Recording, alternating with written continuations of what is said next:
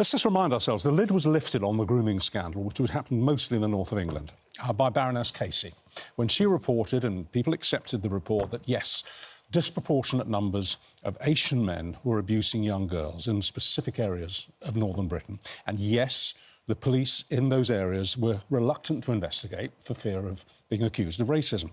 And now the victims, who until now were part of this inquiry, have left, because they're saying, in effect, the inquiry is showing the same timidity. It doesn't want to confront this awkward reality.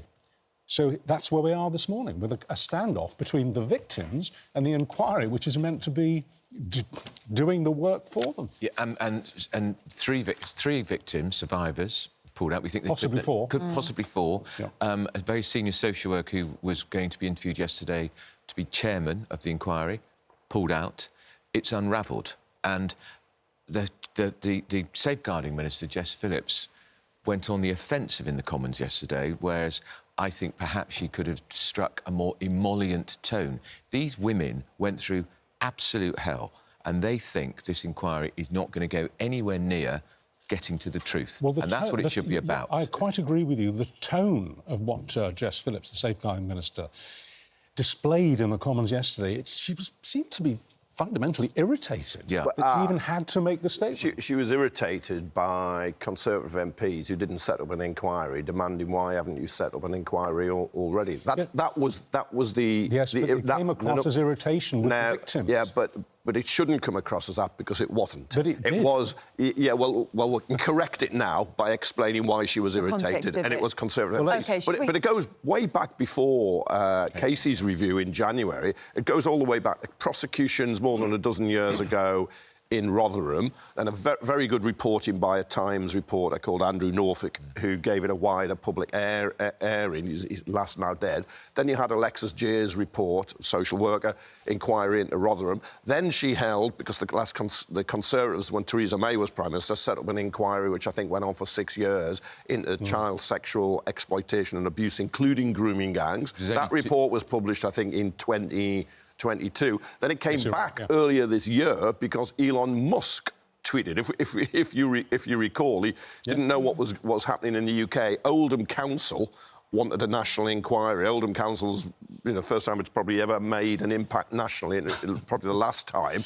And then the government said, well, we've already had that inquiry, but Elon Musk piled in. Then Kemi Badenoch piled in as leader of the opposition, who hadn't mentioned grooming gangs when she was responsible for women as a minister. And so the government set up Casey with a quick review as a way of getting off a hook when there was a clamour for a public inquiry. But I would still suggest that the minister yesterday should have kept to the forefront of her mind the victims and what the victims were saying, rather than, OK, let's take what you say at face value, her irritation with the members on the opposite benches. She should have been thinking about the victims, because this is how it came over. Let's have a look. The appointment of the chair is at a critical stage, and we hope to confirm the conclusion of this soon. Victims and survivors have been at the heart of this process, with trauma-informed opportunities to share their views. Allegations of intentional delay, lack of interest or widening of the inquiry's scope and dilution are false. The way she said that, they're false, was interpreted by the victims, who have spent almost a lifetime being accused of lying about this. They felt they were being accused of lying again. And that's the trouble, isn't it? You know, at the heart of this, there are these survivors, and there's so much heat around the inquiry that was set up to try to help them to get to the bottom of what had happened. You know, where do we go with this thing? Because it's so important, isn't it? These women have been involved in this, trying to form this inquiry since the Prime Minister announced it was going to be set up for 4 months. They are adamant that the government is broadening the context, broadening the width of the inquiry, and they suspect it's because they're trying to dilute the central fact that the grooming gangs were predominantly men of Pakistani heritage. It's a really important part of the inquiry. But in three counties, when the Louise Casey review looked at the data, it was Greater Manchester, West and South Yorkshire, not across the country as a whole, where Pakistani men of Pakistani origin were overrepresented. Now, Shabana Mahmood says, look, the Home Secretary, this is just into grooming gangs, group sexual abuse. But as we could have also looked yesterday at Jess Philips, who spent her life working with women who are victims of male violence, how when you have something, a case like this, and women have suffered unimaginable horrors, they live with it every day. It is with them. People's attitudes and are different, and so those who are just to explain, can I just explain? Yeah, so this was what the question had been asked: should this be a grooming gang inquiry or a group-based child sex exploitation and abuse? Case, or should it be taken a broader approach? So it was because that question was asked that then the victims were worried it was being watered down because it wasn't going to be solely focused on the grooming gangs. because and the Alexis J report, which was on for 6 years, her report ran to hundreds of pages. Only 2 pages were about the grooming gangs. OK, there was a more substantial part of her... No, a more substantial part of her inquiry than just a couple of pages. It was minor. Can we just go back to yesterday on this programme? We did one of the first interviews with one of the victims who stood down in disgust and despair from the inquiry, Ellie Reynolds. And she, to me, and to many of you watching who sent messages of support for her, she epitomises the articulacy with which these women are able to make their case. And this is part of what she said yesterday. They're trying to water down the actual problem that we have in this country, and it is grooming gangs. They really tried to take a wider view, which I was in support of, until I, educated myself on realising that the way that they're watering it down is pretty much going to brush grooming gangs under the carpet again. They're also, as we were saying at the top, they're really concerned about who's going to chair it. Yeah. They don't want somebody from social services chairing it, or they don't want somebody from the police chairing it, not because they think intrinsically that individual might not do a good job, but because those are the organisations that never listened to them in the first place. And Maggie Oliver, who was the ex-copper from Greater Manchester, who we're talking to later. Yeah, and she says she agrees with these survivors that it shouldn't be a representative from social services or the police because they are part of a culture that was part of the cover-up. It should be a judge and it should be a statutory inquiry and the witnesses should be called under oath. Right, you can understand the suspicion of authority of women who were clearly failed. These survivors were absolutely clearly failed, but not everybody involved in social work or the police. For instance, Maggie Oliver. The survivors have to be listened to and their concerns. If it's got to the stage where they're walking away from the panel because they don't trust the process, then that's a real failure, isn't it? It is, absolutely. But can an individual have a veto if other survivors, for instance, approve the person? You're not going to get unanimity, and I understand that why that will never be the case. Now, it might be better to have a judge. I can see the argument for that. But there are, for instance, former police officers who did act. Look at Maggie Oliver up in Rochdale. So to say all police officers or all social workers should be barred from chairing it isn't the right approach. Alexis J, who won plaudits for her Rotherham inquiry and her national inquiry into child sexual exploitation and abuse, she was a social worker. And by the way, she made 20 recommendations. 20, only 2 have been implemented. That's why these victims think nobody's listening to them. But that is another reason why Jess Philips was very irritated with Conservative MPs, because that inquiry was on their watch and they never implemented the findings. Well, they have to. Not easily, no. It's so important, isn't it? That this is beyond the managed wit of the properly. government, with all its resources and civil servants, to set up an inquiry which will just look into these allegations? Why was a culture allowed to flourish of grooming gangs, and why did social workers and why did the police turn a blind eye? And because of their heritage. There is a third element to the despair and the disgust being articulated by these victims who've left the inquiry, as we say, probably 4 now, certainly 3. And that's the way they were spoken to when they were on these panels. They haven't just gone in for one morning and walked out, because they're not happy with an email. They went to meeting after meeting after meeting, and they report, and they told us on the programme yesterday, that they were treated really badly. They were shut down. Gaslit was the word used. Toxic environment, all the rest of it. I mean, it has been a disastrous start. The government said it's using a charity that deals with survivors to actually set this inquiry up. quite, you know, who they complain about in the circumstances. We don't really know. But if they feel they've been marginalised, abused again, well, then that is real. That is their experience. But there are some people. Maggie Oliver to she set it wasn't up. even asked to be on the panel. But there are some people who just want an inquiry into Pakistani grooming gangs, British Pakistani, and not wider grooming gangs, because if you look at sexual exploitation overall, most abusers are white men. Shall we talk about a story that's going to drop in about 15 minutes, 20 at the outside? Inflation. We're going to get the inflation figures, and it's being widely forecast that inflation could actually hit 4%. Which is double the target. Which is double the target, set by the bank. And look, the Tories... this government inherited a complete mess from the Tories, who just screwed up just about everything. But on inflation had gone down to 2%, 4%. But food inflation, which will really impact your viewers watching today, is way above 4%. It's over 5%, and it's heading to 6%. That's really hurting families. The cost of living is still the big issue, and this government's not got a grip of it. The figure today triggers increases in benefits. It's, whatever that is. But no, it hurts people. Well, there's no doubt. If it's 4, and that is double the government's target, it'll be the highest for 2 years. So the I paper today, the front page of this, is calling it a triple whammy, because benefits will be hiked by around 4%, pensions will go up because of the higher inflation. There'll be high borrowing costs as well.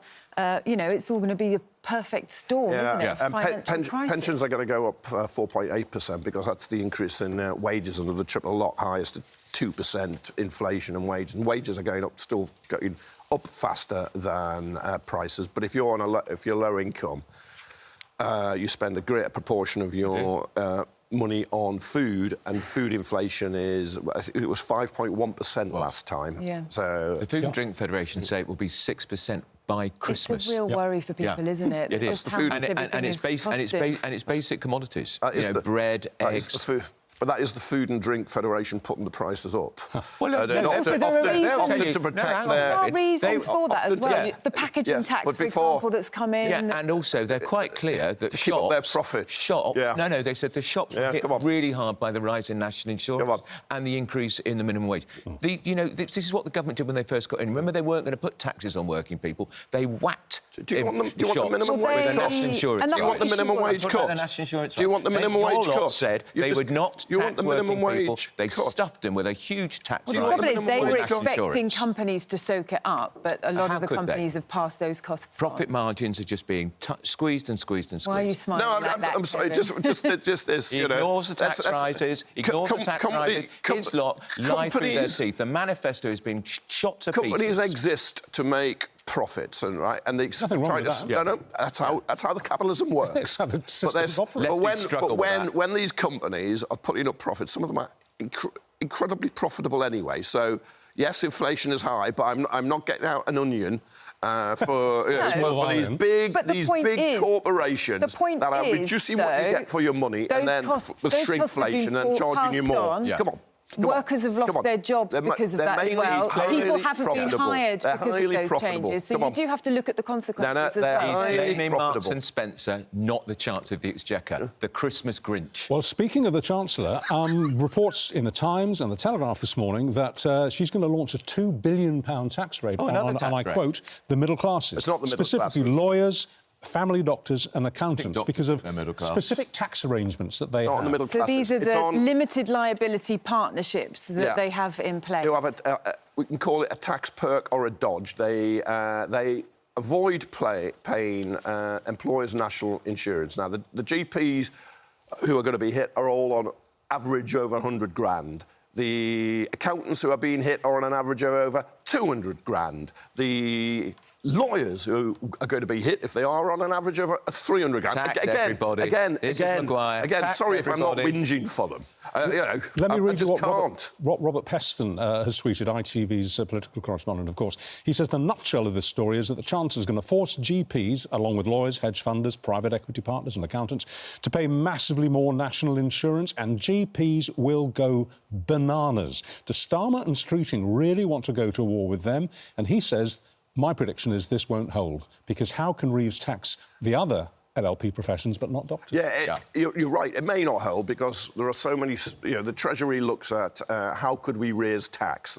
Some of them closing loopholes. I think this is a loophole that some people are exploiting and doing very nice. But it doesn't mean they will do it. But I'm sorry, if they're paying... If they're using a loophole to pay less tax than other self-employed people... some of the context around this? It does depend on the type of partnership you have, but they do lose employment rights. For example, the right to bring an unfair dismissal claim. Quite often they have to put their own capital in the firm to be able to get this. It then is at the risk if the company becomes insolvent, they will lose all their money. Some of them have this unlimited personal financial liability, so they could be held personally responsible. So there are sort of some responsibilities and the financial risk that comes with this setup.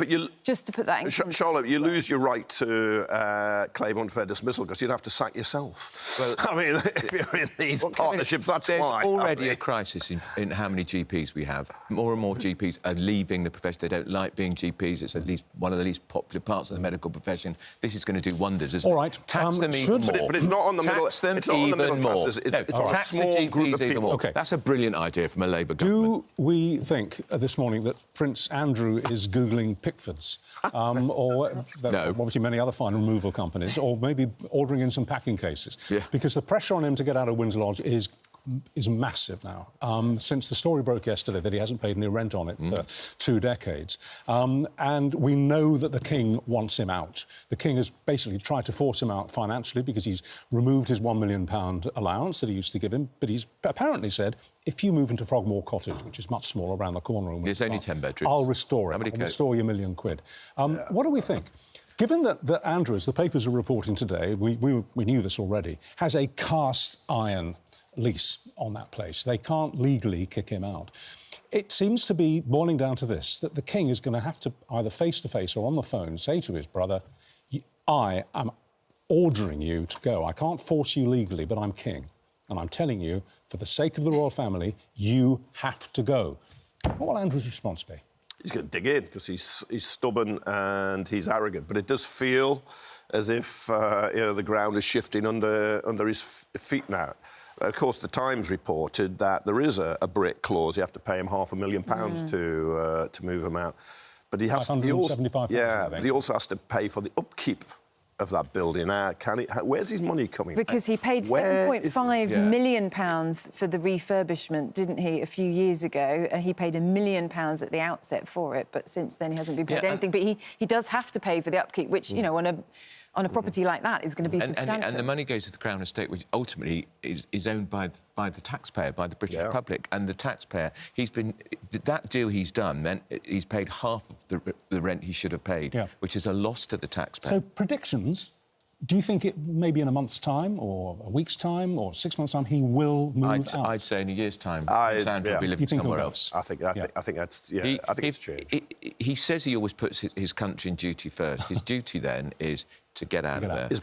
And I love the headline in the Sun, doesn't it? I mean, on your horse, Mr. I think his big brother wants him out. And so does the Prince of Wales, by the way. He's a key player in all of this. Title, then, we've got this latest poll that the public are firmly behind the idea of stripping the Duke of York of his dukedom. 80% say that they think that should happen. 63% strongly support it. So when it comes to that groundswell of public opinion, again, that would seem to point to the fact that this is inevitable, isn't it, that he will be stripped? Yeah, and the monarchy is there by into the fact support of the public, and it's critical that the monarchy continues to enjoy the support of the public, and this is a very, very toxic issue for the royal family at the moment. I mean, people think they were sort of hoping removing the title and him not using it would sort of calm everything down. No, I think Royal Lodge continues to be... I mean, the fact it's called Royal Lodge as well, and of course the Queen Mother lived there. She was a much-loved part of the royal family who worked for the royal family. Well, it's virtually for a palace. It is. It is enormous. It is.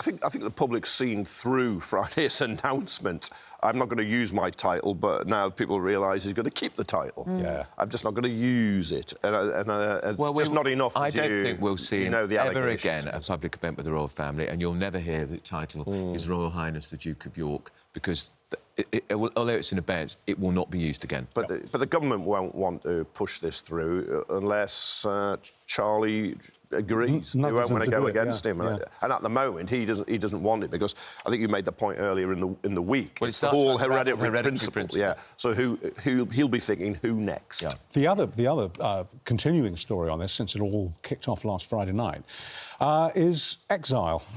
Should wherever, if he does move out, should he actually move way beyond Frogmore Cottage, and should he set up somewhere quiet abroad? Yeah, yeah.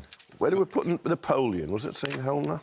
Say again? Yeah. Where do we put Napoleon? In 1815. I'm told Ascension Island's very nice. Yeah. We will wait to see on that one. Should we finish up with a mention of everybody's favourite story about potholes? Because it seems that the number of drivers falling foul of potholes and breaking down has risen by 25% between July and September compared to the same period last year. We had a wonderful vision, didn't we, earlier on, of one frustrated driver filling a pothole with baked beans. They've got so fed up with them then. And people have got very inventive, haven't they, about how they draw attention to the potholes, whether it's planting flowers in them. This is a bread and butter issue for voters. This is bread and butter. This is what government should be doing. They should be fixing potholes. Local councils should be fixing them. And the Chancellor talked about billions extra for the potholes.